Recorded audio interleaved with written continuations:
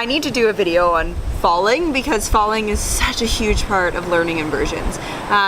Jeremy, can you pass me my purse? I meant to be slightly more prepared and already drying my hand. I have lost 3 phones to water in my life, and I am not going to lose anymore. Okay, so Yoga with Laura commented Hey, yoga with Laura. What? Yoga with Laura. You said yoga with Laura. No, I'm saying Laura. It sounds like Laura because of my voice. Bitter. Okay, so today I'm doing a video on falling and falling out of inversions. Again, not as face planning. And coincidentally, on my last Instagram post, Yoga with Laura commented on my photos saying, I love this, do you ever fall over? I feel like I would have so much more progress if I got over my fear of falling. In order to learn inversions, we have to get past the fear of falling. Step 1, I guess, is falling over in headstand. So basically with the headstand, it's kind of the most gentle because we get to just somersault out of it. The biggest thing that you're paying attention to is your grip. If you have interlocked fingers, you just want to make sure that when you start to go over, if you start to go over, you kind of untangle your fingers and you just kind of put them on your head and you just somersault over. You just want to tuck your chin in towards your chest, curve that back, and just roll out. The first time it's going to be a little bit nerve-wracking, a little bit scary, but once you do that, you're just going to kind of lay down on the ground and be like, okay, like, fell over, but it's not that bad. Forearm stands obviously get a little bit more tricky. You can't just tuck and roll as easily. So typically how I suggest people learn forearm stands is that they kick up into staggered legs. And if you're kicking up into staggered legs, it means that you have one foot that's already bent and kind of towards the ground. Now, if you feel like you're going to go over, if you feel that you have enough flexibility in your back, you just can do what I do, which is when I go over, I just try to kind of break the fall with that foot that is already closest to the ground, and then I just lower the rest of my body down onto the ground. Now, of course, you want to be warmed up for a movement like this. If you're completely cold and you go into a forearm stand and you try to catch yourself in this back bend, it's going to feel pretty harsh, and it's not something that I would recommend. You want to make sure that you're very warmed up for all of these movements. Just 1 second, so warm.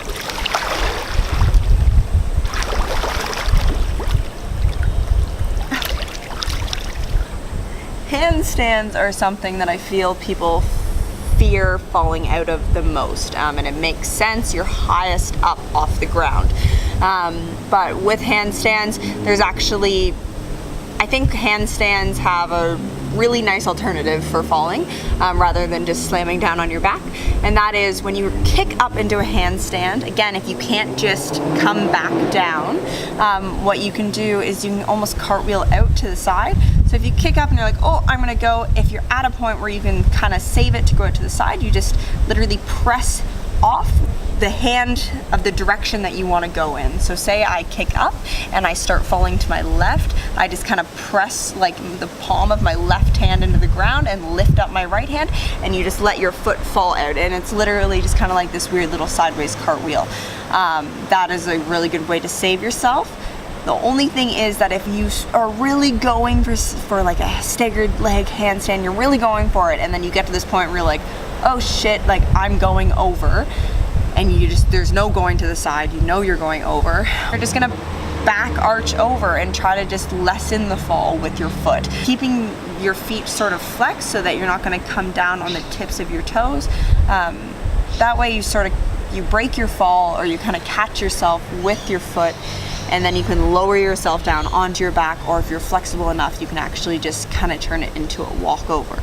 Yeah, guys, that is how I fall out of inversions, and trust me, I fall a lot. You have to fall to make progress, but once you're comfortable with falling, it's all a whole lot less scarier, and then you can start making that progress. So Yoga with Laura, I hope that this kind of answered your question. I hope that you can get away from the wall soon.